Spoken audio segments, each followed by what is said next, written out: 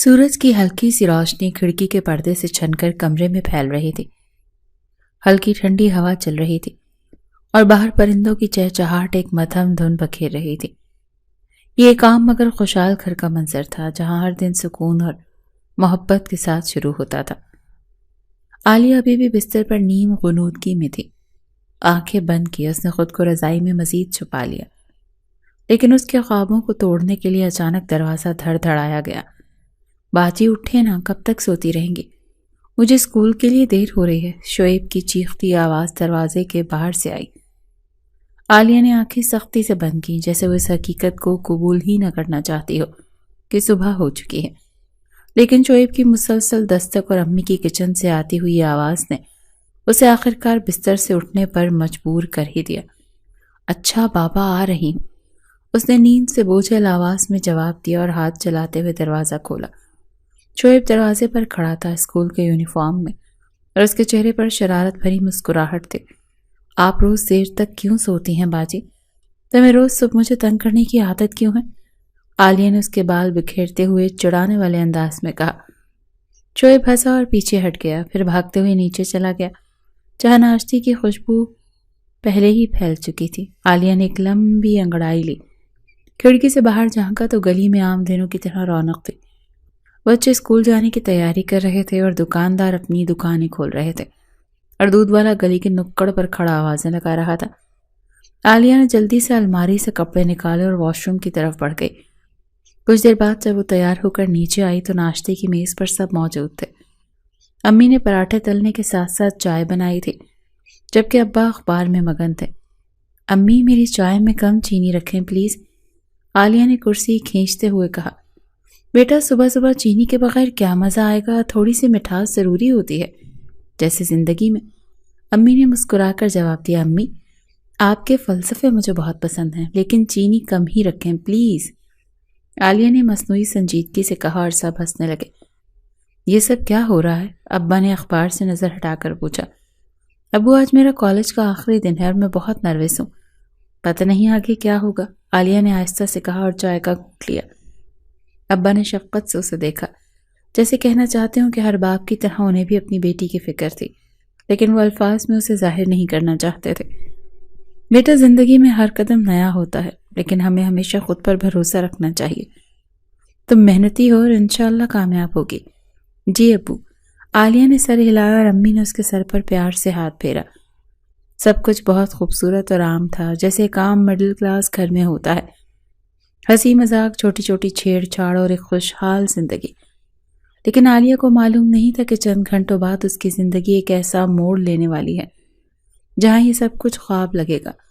خوشیوں سے بھرا یہ گھر، وہ ناشتے کی میز پر ہنسی مذاق اور یہ عام سا دن، سب کچھ بدلنے والا تھا۔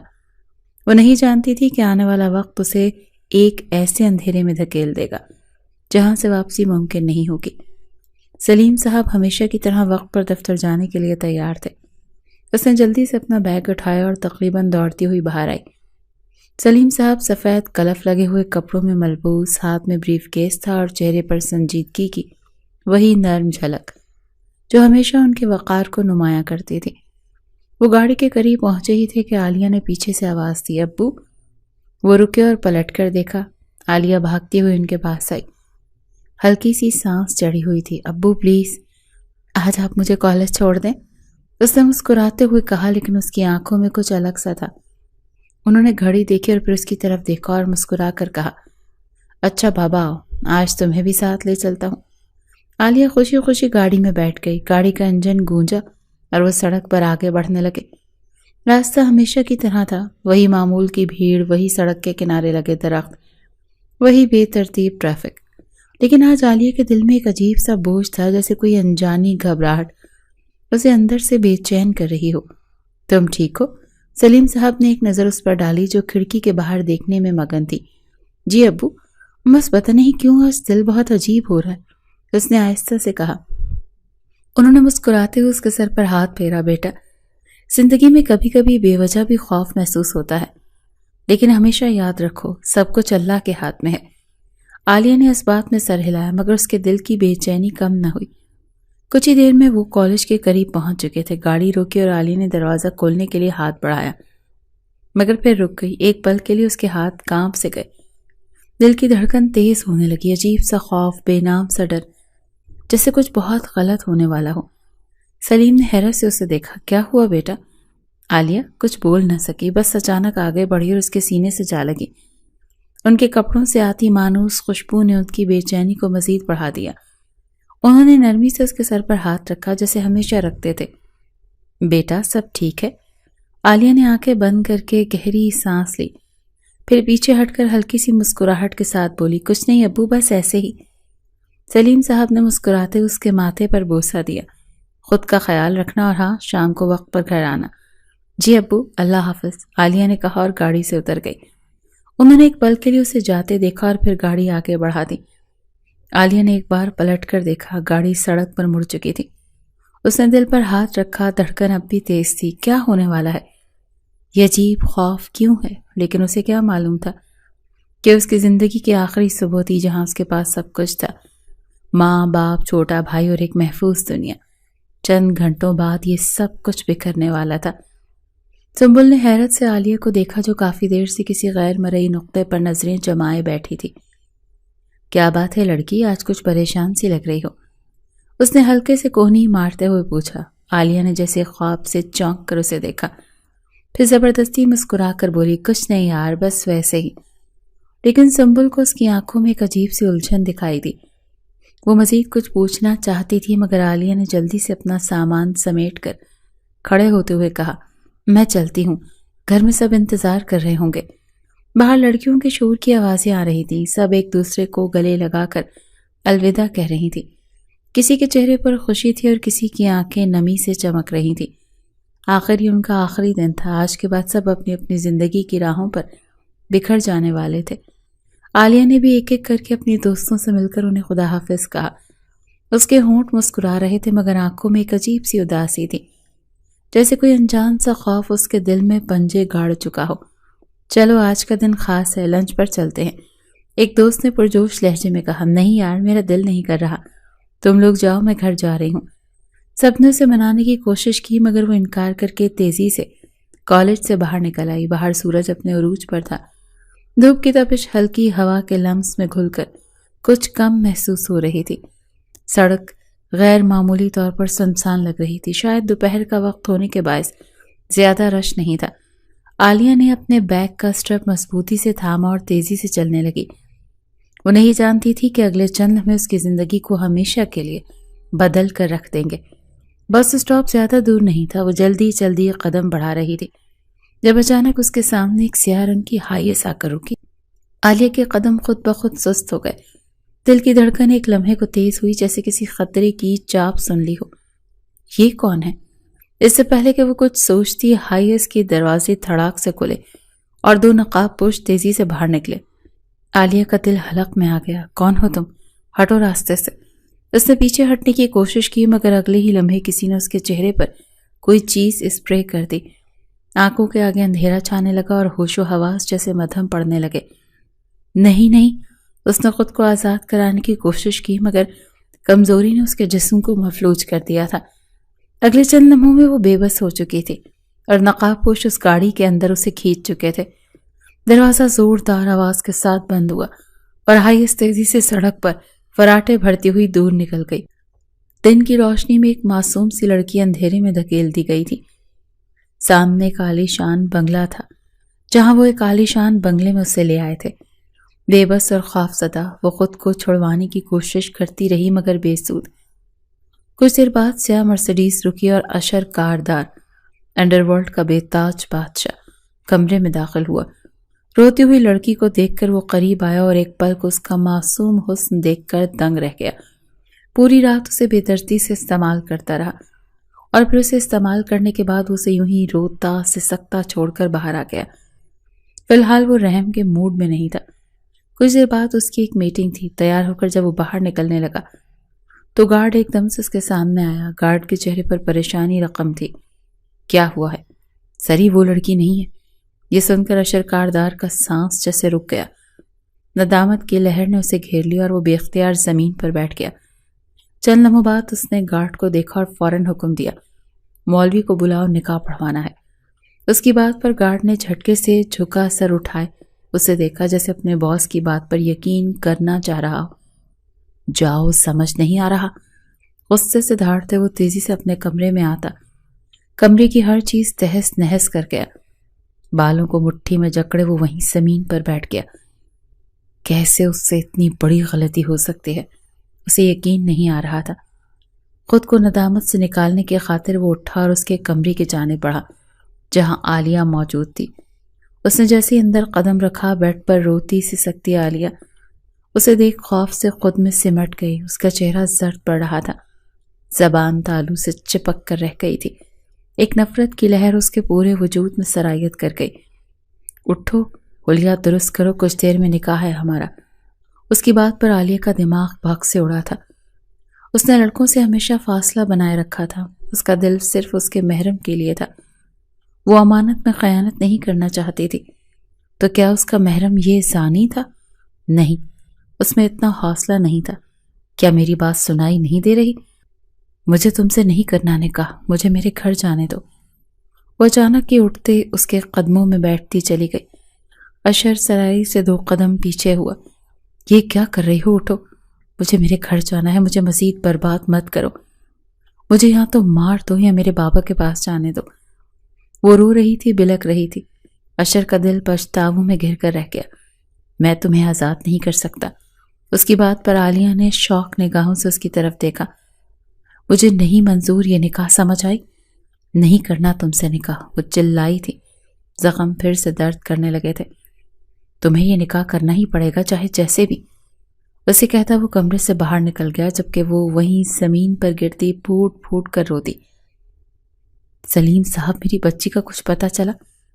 شبانہ بیگم تیزی سے شوہر کی جانب لپکی تھی۔ کل سے یہ وقت ہو گیا تھا، ان کی جان سولی پر لٹکی ہوئی تھی۔ اسے اغوا کاروں کا کچھ پتہ نہیں چل رہا تھا۔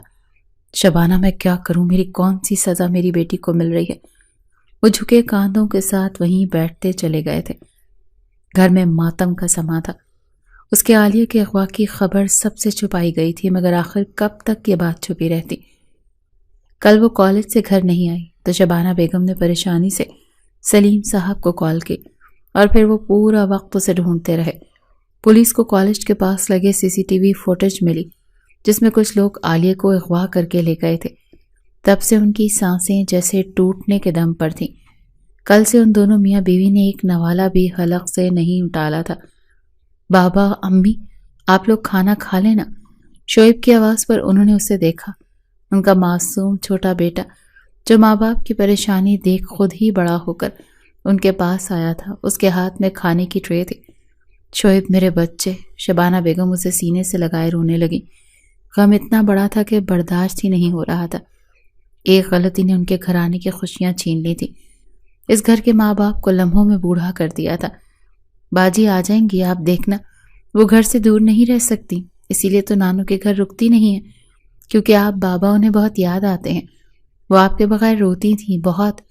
شعیب اپنے ماں باپ کو یقین دلا رہا تھا، جیسے اسے یقین تھا کہ اس کی بہن آ جائے گی، اور وہ دونوں اسے یقین کرنے پر یقین کرنا چاہتے تھے۔ اسے نکاح کے لیے نیچے بلایا گیا، تبھی وہ ملازمہ کے ساتھ مردہ قدموں سے چلتی ہوئی نیچے آئی تھی۔ اس کے ہاتھ میں کچھ تھا جسے اس نے دوپٹے کی اوٹ میں چھپایا ہوا تھا۔ نیچے آتے ہی اس نے سامنے بیٹھے اشر کاردار کو دیکھا اور پھر اچانک ہاتھ میں چھپا وہ خنجر نکال کر اپنی گردن پر رکھ لیا۔ یہ کیا حرکت ہے؟ ہٹاؤ اسے۔ اشر تیزی سے اس کی جانب بڑھا تھا، مگر وہ اپنی گردن پر دباؤ بڑھا گئی۔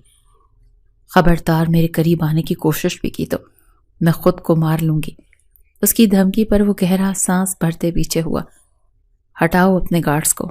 نہ جانے اتنی ہمت اس میں کہاں سے آ گئی تھی، مگر جو بھی تھا اشر کے گارڈ کے ہٹتے ہی وہ تیزی سے باہر بھاگی تھی۔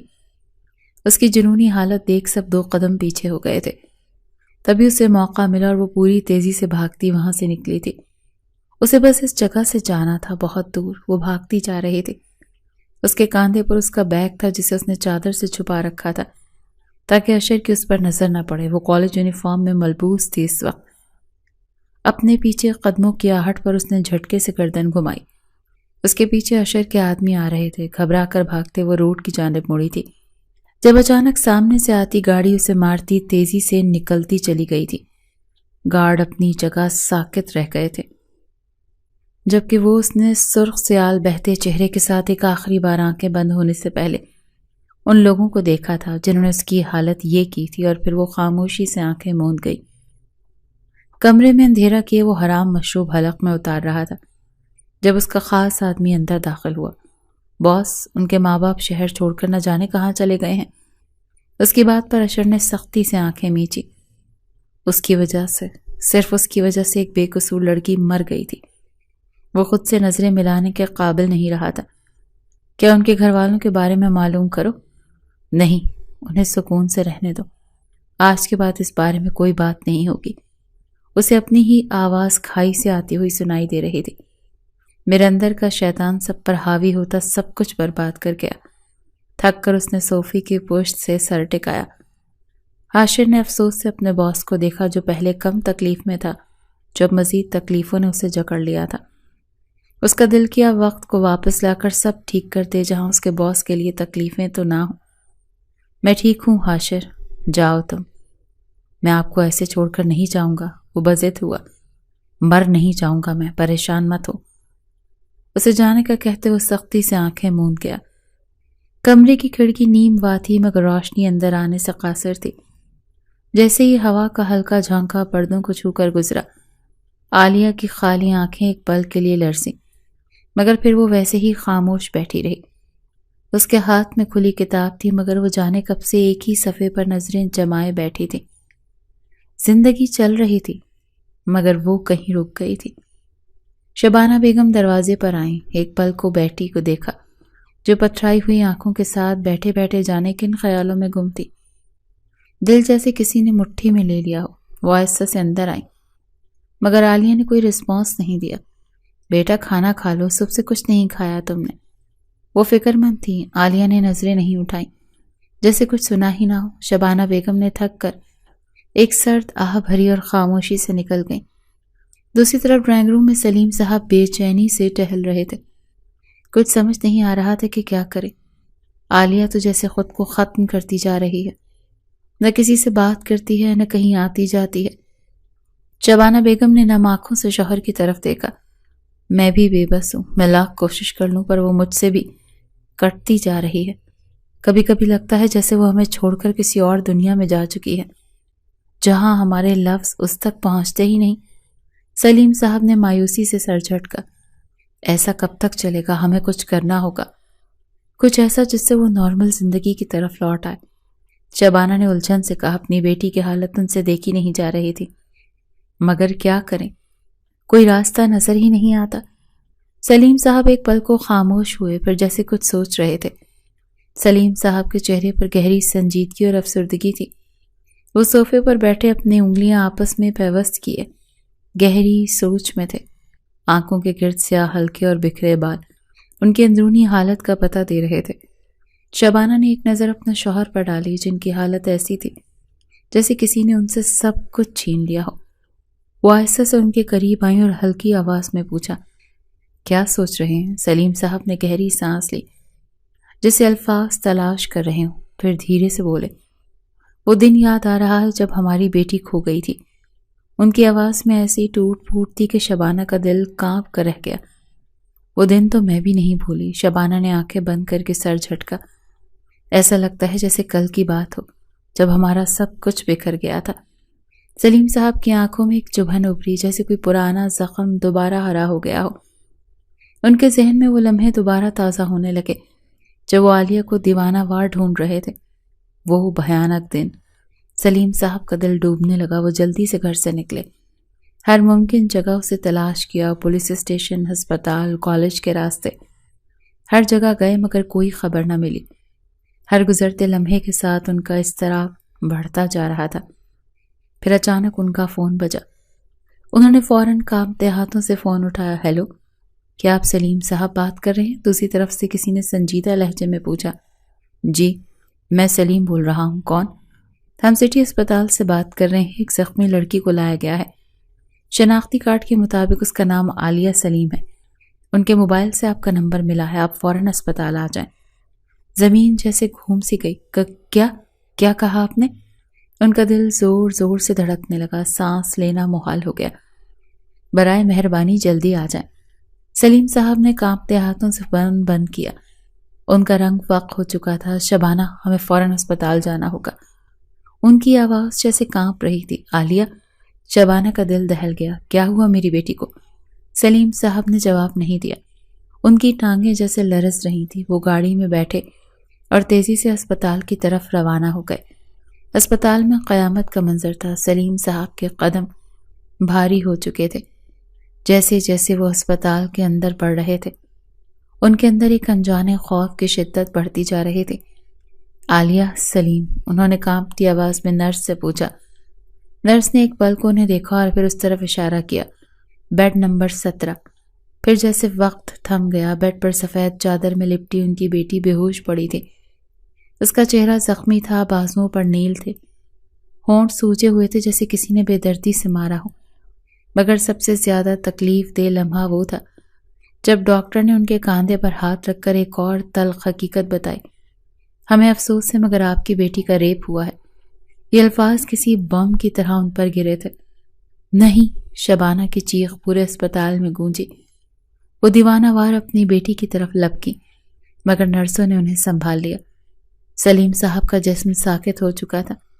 وہ بے یقینی سے ڈاکٹر کی طرف دیکھ رہے تھے۔ یہ جھوٹ ہے، یہ جھوٹ ہے۔ ان کی آواز میں کپ کپاہٹ تھی۔ میری بیٹی وہ نہیں۔ ڈاکٹر نے افسوس بھری نظروں سے ان کی طرف دیکھا۔ ہم نے میڈیکل رپورٹ مکمل کر لی اور ہمیں جو شواہد ملے ہیں، وہ مزید سننے کی ہمت سلیم صاحب میں نہیں تھی۔ وہ ایک لمحے کو پیچھے ہٹے اور دیوار کا سہارا لے کر کھڑے ہو گئے۔ ان کی بیٹی برباد ہو چکی تھی۔ وہ شخص جو اپنی بیٹی کی خوشیوں کے لیے دن رات محنت کرتا تھا، آج خود کو ایک ناکام باپ محسوس کر رہا تھا۔ دھوپ میں جلتی زندگی اس قدر مشکل تھی۔ عالیہ ایک ہفتے اسپتال میں رہی۔ وہ ہوش میں آئی تو نہ چیخی نہ بولی، بس خلا میں دیکھتی رہی۔ یہ عالیہ نہیں تھی، یہ تو کوئی اور تھی۔ وہ بیٹی جس کی ہنسی ان کے گھر کی رونق تھی، اب خاموش مجسمہ بن چکی تھی۔ شبانہ اس کے پاس بیٹھ کر گھنٹوں روتی رہی، مگر عالیہ کی آنکھ سے ایک آنسو بھی نہ گرتا، جیسے اس کی آنکھیں آنسو بہانے کے قابل ہی نہ رہی ہوں۔ ڈاکٹر نے مشورہ دیا کہ وہ عالیہ کو کسی نئی جگہ لے جائیں، شاید نیا ماحول اس کے زخموں کو کچھ کم کر دے۔ ایک ہفتے بعد وہ اسے لاہور لے آئے، مگر عالیہ وہیں تھی جہاں وہ اس بھیانک رات کے بعد تھی، کہیں کھوئی ہوئی، کہیں گم شدہ، ایک ایسی گہرائی میں جہاں سے واپسی شاید ممکن نہیں تھی۔ اور سلیم صاحب، وہ خود بھی ان سے اس دن کے بعد کبھی مکمل نہیں ہو سکے تھے۔ زندگی اپنی رفتار کے مطابق چل رہی تھی، مگر جیسے وہ خود کہیں اٹک گئی تھی۔ اس کا رزلٹ آیا تو دل میں ایک بار خنجر چلے تھے۔ وہ بہت اچھے نمبروں سے پاس ہوئی تھی۔ سلیم صاحب چاہتے تھے وہ اپنی تعلیم جاری رکھے، مگر وہ کہاں سے وہ دماغ لاتی؟ یہ دماغ تو اس رات کی قید سے آزادی نہیں ہو رہا تھا، مگر اس سلیم صاحب ہمت نہیں ہارنا چاہتے تھے۔ وہ اسے زندگی کی جانب واپس لانا چاہتے تھے۔ کمرے میں مدھم روشنی تھی اور باہر شام ڈھل رہی تھی، لیکن اندر ایک گہری خاموشی چھائی ہوئی تھی۔ عالیہ کرسی پر بے جان سی بیٹھی تھی۔ اس کے ہاتھوں کی انگلیاں آپس میں الجھی ہوئی تھیں، جیسے وہ کسی نادیدہ کشمکش میں مبتلا ہو۔ آنکھیں نیچے جھکی ہوئی تھیں اور سانسیں بے ترتیب چل رہی تھیں۔ سامنے بیٹھے سلیم صاحب بڑی شفقت سے اسے دیکھ رہے تھے۔ ان کی آنکھوں میں باپ کی بے بسی تھی۔ وہ اپنی بیٹی کے دکھ کو مسلسل محسوس کر رہے تھے، لیکن سمجھ نہیں پا رہے تھے کہ اسے اس اندھیرے سے کیسے نکالیں۔ بیٹا، تم کب تک خود کو اس تکلیف میں قید رکھو گی؟ ان کی آواز میں نرمی تھی، محبت تھی، لیکن اس کے ساتھ ایک التجا بھی۔ عالیہ نے کوئی جواب نہیں دیا۔ وہ بس خلا میں گھورتی رہی، جیسے اس کے لفظ ختم ہو چکے ہوں، جیسے وہ کچھ بھی کہنے کے قابل ہی نہ رہی ہو۔ سلیم صاحب نے گہری سانس لی اور دھیرے سے کہا، زندگی رکتی نہیں ہے عالیہ۔ جو ہوا وہ تکلیف دہ تھا، لیکن یہ مت سمجھو کہ تمہاری کہانی یہیں ختم ہو گئی ہے۔ تمہیں آگے بڑھنا ہوگا بیٹا، تمہیں خود کو ثابت کرنا ہوگا۔ یہ دکھ، یہ سیاہی تمہاری پہچان نہیں بن سکتی۔ عالیہ کی آنکھوں میں ایک چمک سی ابھری، جیسے کسی نے زخم پر ہاتھ رکھا ہو اور وہ درد ایک دم جاگ اٹھا ہو۔ وہ اچانک بول اٹھی، کیوں بابا؟ آخر کیوں آپ مجھ سے نفرت نہیں کر رہے؟ اس کی آواز میں اذیت تھی، بے بسی تھی، وہ جیسے پھٹ پڑی تھی۔ میں نے آپ کی عزت پر داغ لگا دیا، میں اب کسی کے لائق نہیں ہوں، میں کچھ نہیں کر سکتی۔ اس کی آواز کانپ رہی تھی، وہ مزید کچھ نہ کہہ سکی۔ سلیم صاحب نے اپنی جگہ سے اٹھ کر اسے دیکھا۔ یہ وہ عالیہ نہیں تھی جو چند سال پہلے ان کے ساتھ بیٹھ کر مستقبل کے خواب دیکھا کرتی تھی۔ یہ وہ عالیہ نہیں تھی جو ہر مشکل کا سامنا ہمت سے کرتی تھی۔ یہ تو کوئی اور تھی، ایک بکھری ہوئی ٹوٹی ہوئی روح جو خود کو ملامت کرتے کرتے کہیں کھو چکی تھی۔ انہوں نے نرمی سے اس کے قریب جا کر اس کے دونوں کاندھوں پر ہاتھ رکھا۔ بیٹا، میری عزت تم سے ہے، کسی دوسرے کے عمل سے نہیں۔ میں تمہیں کیسے چھوڑ سکتا ہوں؟ ان کی آواز میں عزم تھا، محبت تھی، اور ایک ایسا بھروسہ تھا جسے کوئی بھی توڑ نہیں سکتا تھا۔ عالیہ کی آنکھیں نم ہو گئیں۔ اس نے اپنے باپ کے چہرے کو غور سے دیکھا، جہاں نہ غصہ تھا، نہ شرمندگی اور نہ ہی نفرت، وہاں صرف محبت تھی۔ تم میری بیٹی ہو عالیہ، اور بیٹیاں باپ کے دل کا سب سے نرم گوشہ ہوتی ہیں۔ جو کچھ ہوا اس میں تمہاری غلطی نہیں تھی۔ تمہیں خود کو سزا دینا بند کرنا ہوگا، تمہیں آگے بڑھنا ہوگا، تمہیں اپنی زندگی کو ایک نیا رنگ دینا ہوگا۔ عالیہ کی ہچکیاں تیز ہو گئیں۔ وہ برسوں سے جو اذیت اپنے اندر پال رہی تھی وہ الفاظ میں نہیں آ رہی تھی، لیکن آج اس کے آنسو چیخ چیخ کر اس کا درد بیان کر رہے تھے۔ وہ سلیم صاحب کے سینے سے لگ گئی اور پہلی بار اپنے باپ کی باہوں میں بے اختیار رو دی۔ بابا، میں بہت تھک گئی ہوں، اس نے سسکتے ہوئے کہا۔ مجھے لگتا ہے کہ میں سب کے لیے بوجھ بن چکی ہوں، میں کسی کے قابل نہیں رہی، میں جینا نہیں چاہتی بابا۔ سلیم صاحب نے اس کے سر پر ہاتھ پھیرا۔ ایسا مت کہو بیٹا، تم میری روشنی ہو، میں تمہیں ٹوٹنے نہیں دوں گا۔ تم جیو گی، خوش رہو گی، اور ثابت کرو گی کہ تم صرف اس حادثے کا شکار نہیں ہو، تم اس سے کہیں زیادہ ہو۔ عالیہ نے دھیرے سے سر اٹھایا اور اس کی آنکھوں میں سوال تھے۔ لیکن میں کیسے بابا؟ یہ داغ میرے ساتھ ہمیشہ رہے گا، لوگ مجھے ہمیشہ اس نظر سے دیکھیں گے، میں کیا کروں؟ سلیم صاحب نے اس کے آنسو پونچھے۔ لوگوں کی باتوں کو اپنا نصیب مت سمجھو، دنیا ہمیشہ بولتی رہے گی، لیکن تمہیں طے کرنا ہوگا کہ تمہاری زندگی کا فیصلہ لوگ کریں گے یا تم خود۔ اسے کہتے انہوں نے اس کے ماتھے پر لب رکھے تھے۔ عالیہ نے گہری سانس لی۔ وہ آج پہلی بار اس تاریکی سے نکلنے کی ہمت کر رہی تھی۔ بابا، اگر میں دوبارہ پڑھنا چاہوں، کچھ بننا چاہوں، تو کیا آپ میرے ساتھ ہوں گے؟ سلیم صاحب مسکرا دیے۔ ہمیشہ بیٹا، میں تمہارا ہاتھ کبھی نہیں چھوڑوں گا۔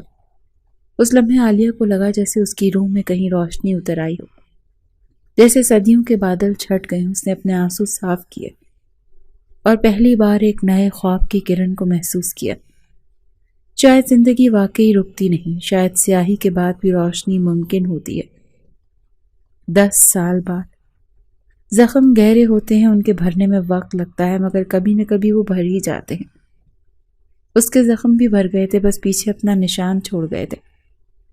آج پھر اسپتال میں ریپ کیس آیا تھا، اور ہر بار کی طرح اس بار بھی وہ اپنے قدم پیچھے لیتی وارڈ سے نکلتی اپنے کیبن میں آ گئی تھی۔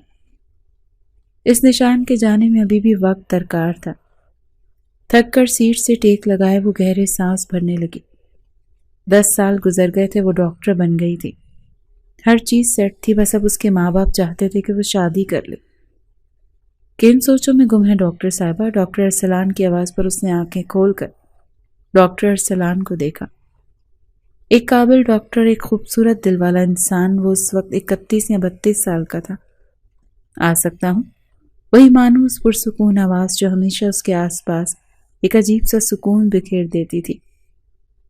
جی آئے نا ڈاکٹر، عالیہ نے دھیرے سے کہا اور سنبھل کر بیٹھ گئی۔ ارسلان اس کے سامنے کرسی پر بیٹھ گیا۔ اس کے انداز میں ہمیشہ کی طرح ٹھہراؤ تھا، مگر آج اس کی آنکھوں میں کچھ الگ تھا، جیسے وہ کچھ کہنا چاہتا ہو مگر الفاظ کا انتخاب مشکل لگ رہا ہو۔ تم ٹھیک نہیں لگ رہی، سب خیریت؟ عالیہ نے ایک پھیکی سی مسکراہٹ کے ساتھ سر ہلایا۔ ہاں، بس ذرا تھک گئی ہوں۔ ارسلان نے بغور اس کا چہرہ دیکھا۔ عالیہ، تم جب جھوٹ بولتی ہو نا تو تمہاری آنکھیں سب بتا دیتی ہیں۔ عالیہ نے چونک کر ارسلان کی طرف دیکھا اور پھر نظریں چرا لی۔ میں سچ بول رہی ہوں ڈاکٹر، اس نے جیسے یقین دلانا چاہا۔ ارسلان نے ایک لمحے کے لیے گہرا سانس لیا اور پھر کافی کا کپ اس کی طرف بڑھاتے ہوئے دھیمے لہجے میں کہا، یہ لو کافی پیو، موڈ اچھا ہو جائے گا۔ عالیہ نے کپ تھاما مگر اس کا دھیان تو کہیں اور تھا۔ میری فکر کرنے کے لیے شکریہ ڈاکٹر، آپ کو میری اتنی فکر نہیں کرنی چاہیے، آہستہ سے کہتی ہوئی مسکرائی تو ارسلان بھی مسکرا دیا۔ ارسلان مسکرایا، وہی پرسکون مگر دل میں ہلچل مچانے والی مسکراہٹ۔ کچھ تعلق لفظوں کے محتاج نہیں ہوتے اور کچھ رشتے قسمت خود ہی بنا دیتی ہے۔ تم سے تعلق دوستی کا ہے، فکر کرنا میرا فرض ہے۔ اس کے چہرے کو تکتا وہ بات مکمل کر کے اسے دیکھنے لگا۔ عالیہ کا دل ایک لمحے کے لیے تیزی سے دھڑکا۔ وہ جانتی تھی کہ ارسلان کی یہ بات عام نہیں تھی، اس کی نظروں میں جو گہرائی تھی وہ سیدھا اس کے دل تک پہنچ رہی تھی۔ کیا تم کچھ کہنا چاہتے ہو؟ عالیہ نے ہلکی سی سرگوشی کی۔ ارسلان نے ایک لمحے کے لیے اسے دیکھا اور پھر دھیرے سے کہا، ہاں مگر شاید ابھی وقت نہیں آیا، مگر ایک بات ضرور کہوں گا۔ عالیہ تم تنہا نہیں ہو، جب بھی تھکن محسوس ہو یاد رکھو کوئی ہے جو ہمیشہ تمہاری فکر کرتا ہے۔ عالیہ نے نظریں جھکا لی، دل عجیب سی بے چینی میں گھر گیا۔ کیا واقعی قسمت نے ان کے درمیان کوئی رشتہ بنا دیا تھا یا یہ محض ایک سراب تھا جو وقت کے ساتھ دھندلا جائے گا؟ باہر اسپتال کی روشنیوں میں رات اتر رہی تھی مگر عالیہ کے دل میں جیسے کوئی نیا احساس جاگنے لگا تھا۔ گھر کی فضا میں خاموشی چھائی ہوئی تھی۔ شبانہ بیگم نے عالیہ کو اپنے پاس بٹھایا، اس کے بالوں میں نرمی سے ہاتھ پھیرا۔ عالیہ نظریں جھکائے بیٹھی رہی، جیسے وہ جانتی ہو کہ اس کی ماں اس سے کچھ کہنے والی ہیں۔ بیٹا مجھے تم سے ایک ضروری بات کرنی ہے۔ شبانہ بیگم کی آواز میں ہلکی سی جھجک تھی۔ عالیہ نے سر ہلایا مگر کچھ بولی نہیں۔ اس کے دل میں ایک انجانی سی بے چینی نے سر اٹھایا۔ آج ایک اچھا رشتہ آیا ہے تمہارے لیے، شبانہ بیگم نے نرمی سے کہا۔ عالیہ کے ہاتھ اپنی گود میں سختی سے جکڑے ہوئے تھے۔ اس نے آہستہ سے سانس لی اور بمشکل پوچھا، کون؟ ڈاکٹر ارسلان، شبانہ بیگم نے کہا۔ اس کی آنکھوں میں امید تھی۔ عالیہ کی آنکھوں میں ایک سایہ سا لہرایا مگر وہ خاموش رہی۔ وہ جانتی تھی کہ ارسلان اسے پسند کرتا ہے مگر وہ یہ سوچ بھی نہیں سکتے تھے کہ وہ رشتہ بھیج دے گا۔ دل میں ایک ہلچل سی مچ گئی تھی۔ بیٹا وہ ایک اچھا لڑکا ہے، تمہیں خوش رکھے گا، شبانہ بیگم نے نرمی سے کہا جیسے وہ بیٹی کو قائل کرنا چاہ رہی ہوں۔ عالیہ کی نظریں میز پر جم گئی۔ اس کے دل میں ایک طوفان اٹھ رہا تھا مگر وہ اپنی ماں کے سامنے کبھی کچھ کہنے کی عادی نہیں تھی۔ وہ اندر ہی اندر خود سے جنگ لڑ رہی تھی۔ کچھ لمحے خاموش رہی پھر اس نے دھیمے لہجے میں کہا، میں شادی نہیں کرنا چاہتی۔ شبانہ بیگم نے حیرت سے اسے دیکھا۔ بیٹا مگر کیوں؟ کوئی خاص وجہ؟ عالیہ نے نظریں جھکا لیں۔ اس کا دل چیخ اٹھا مگر ہونٹ بند رہے۔ وہ الفاظ نہیں ڈھونڈ پا رہی تھی کہ اپنی ماں کو کیسے بتائے کہ اس کی زندگی کا زخم اتنا گہرا تھا کہ وہ کسی تعلق کو جوڑنے کا تصور بھی نہیں کر سکتی تھی۔ وہ ایک ایسے ماضی کے سائے میں تھی جس سے باہر نکلنا اس کے لیے ممکن نہیں تھا، بس نہیں کرنا چاہتی۔ اس کی آواز سرگوشی جیسی تھی، جیسے اس میں مزید وضاحت کی سکت نہ ہو۔ شبانہ بیگم نے آہ بھری۔ وہ جانتی تھی کہ عالیہ کم گو ہے مگر آج وہ خاص طور پر زیادہ خاموش لگ رہی تھی۔ بیٹا بعض فیصلے عقل سے کرنے پڑتے ہیں، ارسلان تمہارا خیال رکھے گا، تمہیں عزت دے گا، ہر رشتہ وقت کے ساتھ مضبوط ہوتا ہے۔ عالیہ نے آہستہ سے سر ہلایا، جیسے کہہ رہی ہو کہ وہ سن رہی ہے مگر اس کی خاموشی بتا رہی تھی کہ وہ قائل نہیں ہوئی۔ دل میں عجیب بے چینی تھی، جیسے کسی نے اس کی روح کو جھنجھوڑ دیا ہو۔ میں تم پر زور نہیں دے رہی مگر بیٹا ارسلان واقعی تمہارے لیے اچھا ہے، اس نے خود مجھے کہا کہ وہ تمہیں ہمیشہ خوش رکھے گا۔ شبانہ بیگم کی آواز نرم تھی مگر اس میں ایک ماں کی خواہش چھپی ہوئی تھی۔ عالیہ کی سانسیں بے ترتیب ہونے لگی۔ وہ جانتی تھی کہ ارسلان شاید اچھا ہو مگر وہ خود اس کے قابل نہیں تھی۔ وہ کسی کے ساتھ تعلق جوڑنے کی ہمت نہیں رکھتی تھی۔ وہ کسی ایک ایسے رشتے میں بن سکتی تھی جہاں اسے خود ہی یقین نہیں تھا۔ وہ کیسے ایک ایسے رشتے میں بن سکتی تھی جہاں اسے خود ہی یقین نہیں تھا۔ شبانہ بیگم نے کچھ لمحے اس کا چہرہ دیکھا اور پھر دھیمے لہجے میں بولی، تم ارسلان سے خود بات کر لو، شاید تمہیں کوئی راستہ نظر آ جائے۔ عالیہ کے دل میں بے چینی بڑھ گئی مگر اس نے کچھ نہیں کہا۔ وہ جانتی تھی کہ اس بارے میں خود بات کرنی ہوگی کیونکہ ماں کو وہ سب کچھ نہیں سمجھا سکتی تھی جو اس کے دل میں تھا۔ رات کے سائے گہرے ہونے لگے اور عالیہ کے دل کا بوجھ بھی۔ وہ جانتی تھی کہ اسے جلد یا بدیر اس حقیقت کا سامنا کرنا ہوگا، مگر کیا وہ واقعی تیار تھی؟ اگلے دن سورج کی نرم کرنیں ہاسپٹل کی کھڑکیوں سے اندر جھانک رہی تھی۔ عالیہ دھیمے قدموں سے چلتی ہوئی سیدھا ارسلان کے آفس پہنچی۔ اس کے دل کی دھڑکن بے ترتیب تھی، جیسے کوئی بوجھ اسے جکڑ رہا ہو۔ دروازہ ہلکی سی دستک کے ساتھ کھلا اور ارسلان نے چونک نظر اٹھائی۔ عالیہ کو دیکھ کر اس کی آنکھوں میں حیرت ابھری، مگر اس نے جلدی سے خود کو سنبھال لیا۔ عالیہ تم یہاں؟ اس کے لبوں سے نکلا۔ عالیہ نے گہری سانس لی۔ مجھے آپ سے بات کرنی ہے۔ ارسلان نے اس کی سنجیدگی کو محسوس کرتے ہوئے نرمی سے سر ہلایا۔ بیٹھو۔ عالیہ اس کے سامنے کرسی پر بیٹھ گئی، مگر وہ بے چین تھی۔ وہ اپنی انگلیاں مروڑ رہی تھی، جیسے لفظوں کو ترتیب دینے کی کوشش کر رہی ہو۔ میں آپ سے شادی نہیں کرنا چاہتی، اس نے دھیمے مگر مضبوط لہجے میں کہا۔ ارسلان نے گہری نظر اس پر ڈالی۔ وہ حیران تو تھا، مگر اس نے کوئی رد عمل ظاہر نہیں کیا۔ میں تم پر زبردستی نہیں کر سکتا، مگر کیا ایسی کوئی وجہ ہے جو میرے جذبوں سے زیادہ اہم ہے؟ ارسلان نے دھیمے مگر نرم لہجے میں پوچھا۔ عالیہ کے ضبط کی دیوار لرزنے لگی۔ اس کی آنکھوں میں نمی اتر آئی۔ اس نے لب بھینچے اور لرزتی آواز میں کہا، میں ریپ وکٹم ہوں ارسلان۔ کمرے کی فضا جیسے منجمد ہو گئی۔ ارسلان بری طرح چونک کر اسے دیکھنے لگا۔ وقت جیسے رک گیا۔ وہ کچھ لمحے بول ہی نہ سکا، پھر آہستہ سے سر جھکایا۔ مجھے فرق نہیں پڑتا۔ عالیہ نے حیرت سے سر اٹھایا۔ اس کی آنکھوں میں بے یقینی تھی۔ کیسے فرق نہیں پڑتا؟ آپ جانتے بھی ہیں کہ میں کیا کہہ رہی ہوں؟ اس کی آواز ٹوٹنے لگی۔ ارسلان نے کرسی سے اٹھ کر اس کے قریب آتے ہوئے کہا، ہاں میں جانتا ہوں عالیہ، میں سمجھتا ہوں کہ تمہارا ماضی تمہارے لیے کس قدر اذیت ناک ہے، مگر میرے لیے تم وہی عالیہ ہو جسے میں چاہتا ہوں، جس کی عزت کرتا ہوں۔ تمہارے ماضی کی تلخیاں میری محبت سے زیادہ اہم نہیں ہو سکتی۔ عالیہ کی آنکھوں میں آنسو چھلکنے لگے، مگر وہ خود کو اس قابل نہیں سمجھتی تھی۔ ارسلان، میں زندگی کے اس موڑ پر ہوں جہاں خود کو قبول کرنا ہی مشکل لگتا ہے، تو کسی کو اپنی زندگی میں جگہ کیسے دے سکتی ہوں؟ ارسلان نے نرمی سے کہا، قبول کرنا سیکھو عالیہ۔ تم وہ نہیں ہو جو تمہارے ساتھ ہوا، تم وہ ہو جو تم نے خود کو بنایا۔ اگر تمہیں لگتا ہے کہ میں تمہاری زندگی میں زبردستی گھسنا چاہتا ہوں تو ایسا بالکل نہیں ہے۔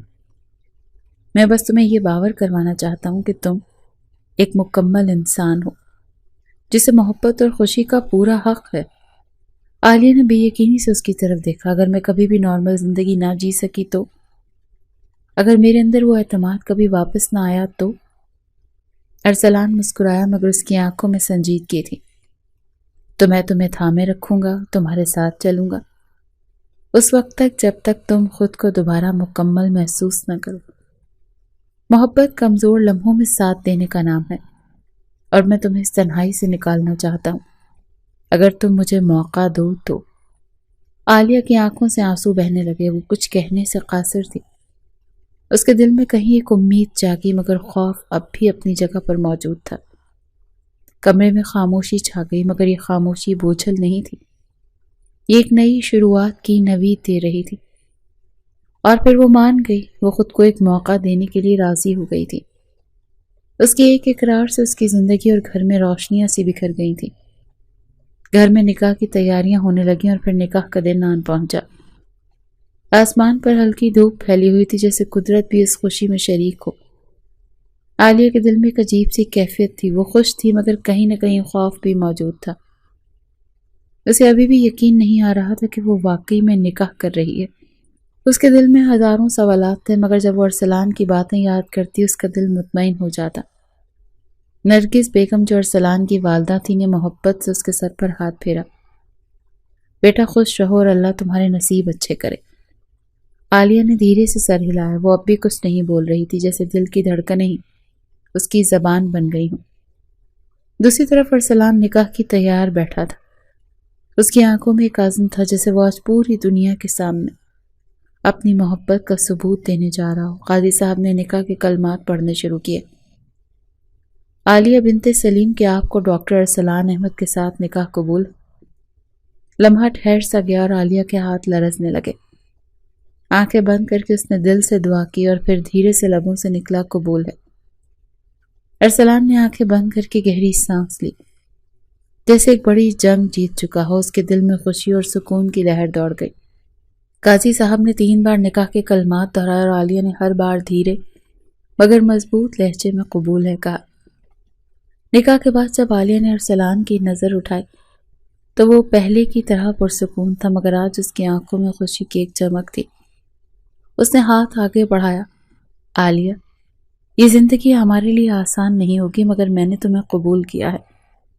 تمہاری ہر تکلیف، ہر درد اور ہر خوشی کے ساتھ میں تمہیں اکیلا نہیں چھوڑوں گا۔ عالیہ کی آنکھوں میں آنسو آ گئے۔ یہ آنسو غم کے نہیں بلکہ اس یقین کے تھے جو ارسلان نے اسے دیا تھا۔ اس نے آہستہ سے اپنا ہاتھ اس کے ہاتھ میں دے دیا۔ یہ نکاح صرف 2 لوگوں کا نہیں بلکہ 2 دلوں کا تھا، جو ایک دوسرے کے زخموں پر مرہم بننے جا رہے تھے۔ نکاح کے بعد کی رات، جسے پہلی رات کہا جاتا ہے، ایک نئے سفر کی شروعات تھی۔ کمرے میں ہلکی مدھم روشنی تھی، دیواروں پر گلاب اور چنبیلی کی مہک بسی ہوئی تھی، اور ہر شے جیسے کسی خواب کی مانند محسوس ہو رہی تھی۔ عالیہ نے سر جھکائے پلنگ پر بیٹھی تھی۔ دل کی دھڑکنیں بے ترتیب تھیں اور زندگی ایک نیا موڑ لے چکی تھی، اور ہر لمحہ ایک انجانی منزل کی طرف بڑھ رہا تھا۔ دروازہ آہستہ سے کھلا اور ارسلان اندر آیا۔ اس کے قدموں کی مدھم چاپ کمرے کی خاموشی میں گونج رہی تھی۔ وہ کچھ لمحے دروازے کے پاس رکا، جیسے الفاظ کا انتخاب کر رہا ہو، پھر دھیرے سے اس کے قریب آیا۔ عالیہ، اس نے نرمی سے پکارا۔ عالیہ نے پلکیں اٹھائی، مگر نظریں اب بھی جھکی ہوئی تھیں، جیسے کوئی انجانا خوف ابھی بھی دل میں چھپا ہوا ہو۔ ارسلان اس کے قریب بیٹھا اور دھیمے شفیق لہجے میں بولا، میں جانتا ہوں کہ یہ سب تمہارے لیے آسان نہیں ہے، لیکن میں تمہیں یقین دلاتا ہوں کہ تم اس رشتے میں کبھی قید محسوس نہیں کرو گی۔ میں چاہتا ہوں کہ تمہیں میرے ساتھ صرف اپنی خوشی اور اپنے اعتماد کے ساتھ چلو۔ عالیہ کی سانسیں لرزنے لگیں، وہ بے یقینی کے عالم میں تھی۔ ارسلان نے مسکرا کر اس کا ہاتھ تھاما اور محبت بھری نرمی سے بولا، تم میری زندگی کا سب سے حسین فیصلہ ہو عالیہ۔ میں تمہیں کبھی بوجھ یا زیادتی کے احساس میں نہیں رہنے دوں گا۔ یہ رشتہ محبت، اعتماد اور سکون کا ہوگا، جہاں تم خود کو ہمیشہ محفوظ محسوس کرو گی۔ عالیہ کی آنکھوں میں نمی اتر آئی۔ یہ الفاظ کسی مرہم سے کم نہیں تھے۔ وہ کتنے سالوں سے خوف اور بے یقینی کی کیفیت میں جی رہی تھی، مگر آج ارسلان کی باتوں سے اسے ایک نئی امید ملی تھی۔ ارسلان نے نرمی سے اس کی آنکھوں کی نمی صاف کی۔ میں تمہارے ساتھ ہوں ہمیشہ، جب تک تم تیار نہ ہو تب تک میں تم سے کوئی امید نہیں رکھوں گا، لیکن ایک بات جان لو کہ تمہاری ہر مسکراہٹ، ہر سکون میری جیت ہوگی۔ عالیہ نے گہری سانس لی اور پہلی بار دل سے سکون محسوس کیا۔ وہ جو ایک طوفان سے گزر کر یہاں آئی تھی، آج اسے لگ رہا تھا کہ اس کے دل کے زخموں پر کسی نے اپنی محبت کی چادر ڈال دی ہو۔ یہ رات شاید محبت کی نہیں مگر یقین، احترام اور اعتماد کی رات تھی، اور یہی رشتے کی سب سے مضبوط بنیاد تھی جو محبت کے لیے سب سے قیمتی ہوتی ہے۔ زندگی ایک حسین ڈگر پر چل رہی تھی کہ زندگی اتنی خوبصورت بھی ہوتی ہے، یہ اس نے اب جانا تھا۔ ارسلان کے ساتھ زندگی حسین تر ہو گئی تھی۔ خدا نے اس کی آزمائش کا پھل اسے دیا تھا، ایک بہترین جیون ساتھی۔ چلے میڈم، ہاسپٹل کے لیے دیر ہو رہی ہے۔ عالیہ کے گرد باہیں باندھے ارسلان نے اس کے کاندھے پر تھوڑی ٹکائے، اس کی کنپٹی کو لبوں سے چھوا تو شرمگی مسکراہٹ نے اس کے لبوں کا احاطہ کیا۔ اب آپ کو دیر نہیں ہو رہی مسٹر؟ یار تمہیں دیکھتا ہوں اور یہ وقت تھم جائے۔ اس کی بات پر وہ ہنستے ارسلان سے الگ ہوئی۔ چلیں، اب لیٹ ہو رہا ہے۔ اس کا ہاتھ تھامے وہ باہر کی جانب بڑھی تھی۔ وہ اپنے کیبن میں تھی جب اچانک ہی ہنگامہ سا ہوا۔ ایمرجنسی کیس آیا تھا، مرڈر کیس تھا۔ وہ تیزی سے ایمرجنسی وارڈ میں آئی۔ آپریشن کی تیاریاں چل رہی تھیں۔ ارسلان کے اشارے پر وہ بھی جلدی سے چینج کرنے کی خاطر ڈریسنگ روم میں آئی۔ تیار ہو کر وہ فوراً آپریشن تھیٹر میں آئی۔ عالیہ اسسٹ می، سینئر ڈاکٹر کے پکارنے پر وہ تیزی سے ان کے پاس آئی تھی، مگر اسٹریچر پر لیٹے وجود کو دیکھ اسے جھٹکا لگا۔ اس شخص کی موجودگی کی توقع سے کبھی نہیں تھی۔ یہ چہرہ وہ کیسے بھول سکتی تھی، جس کی وجہ سے اس کی زندگی عذاب ہوئی تھی، اور آج وہ زندگی اور موت کی کشمکش میں مبتلا تھا۔ کم آن ڈاکٹر عالیہ۔ ڈاکٹر کی آواز پر اس نے سختی سے اپنا ذہن جھٹکا۔ دعا کرنا چاہتی تھی اس انسان کی موت کی، مگر جب اس نے صبر کیا تھا تو وہ اللہ پر سب چھوڑنا چاہتی تھی، اور پھر انسانیت جیت گئی۔ آپریشن کامیاب ہوا۔ اشر کاردار ٹھیک تھا مگر وہ ٹھیک نہیں تھی۔ اس رات ارسلان اسے سینے سے لگائے بس یوں ہی لیٹا رہا۔ اس کی بیوی کا اس کی ضرورت تھی، اس کے درمیان اعتماد کا رشتہ تھا جسے ہر لمحہ مضبوط ہی ہوتا جا رہا تھا۔ اگلے کئی دن وہ مصروف رہی مگر ایک دن وہ راؤنڈ پر تھی جب اسے اشر کاردار اپنے پاس کھڑا نظر آیا۔ جھٹکے سے اس نے اپنے قدم پیچھے لیے تھے۔ میں جانتا ہوں کہ میں معافی کے قابل نہیں، مگر میں نے جو کیا مجھے معاف کر دو۔ تمہارے جانے کے بعد میں کبھی خود سے نظریں نہیں ملا پایا۔ انتقام کی آگ ہر جذبے پر بھاری پڑ گئی تھی۔ پلیز مجھے معاف کر دو۔ اس کے سامنے کھڑا تھا، ہاتھ جوڑے اور رو رہا تھا، وہ شخص جو اس پر حاکم تھا، جس نے بربریت کی مثال قائم کی تھی۔ اب وہ اس سے معافی مانگ رہا تھا۔ میرے پاس تمہیں دینے کے لیے کچھ نہیں ہے، آئندہ مجھے اپنی شکل مت دکھانا، یہی تمہاری سزا ہے۔ ارسلان خاموشی سے اسے دیکھ رہا تھا، اس کے باپ پر مسکرا دیا اور آگے بڑھ کر عالیہ کا ہاتھ تھام لیا، جبکہ پیچھے اشر بستر پر گرا تھا۔ اسے کینسر تھا، نہ جانے کتنے سال سے وہ اس بیماری سے لڑ رہا تھا۔ مرنے سے پہلے وہ معافی مانگنا چاہتا تھا، مگر یہ معافی اس کے نصیب میں نہیں تھی۔ وہیں دوسری جانب عالیہ اور ارسلان کی زندگی میں بہاریں آئی تھیں۔ خدا نے انہیں بیٹا اور بیٹی سے نوازا تھا۔ اس نے صبر کیا تھا اور آج اسے اس کا پھل مل گیا تھا۔ زندگی حسین ہو گئی تھی، اور اسے کیا چاہیے تھا؟